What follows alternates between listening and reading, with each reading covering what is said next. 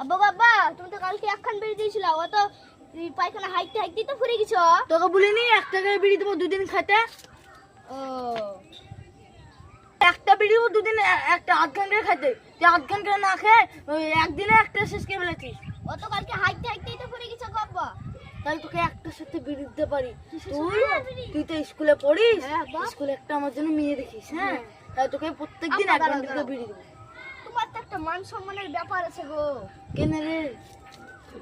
মানে তুমি আমার আব্বা হয়ে তুমি এরকম কথা বলছো। ভেবেলে তুই আজকে থেকে আমার বন্ধু। আর আজকে আমাকে এক বান্ডেল বিড়ি দাও, কাল থেকে তোমাকে আমি তাই দেখবো। যা তুই তুই একটু ঘরে যা, আমি তোকে পরে এসে 10 টাকা দিয়েছি কিনে আনি। ঠিক আছে, থাকো তাহলে আব্বা।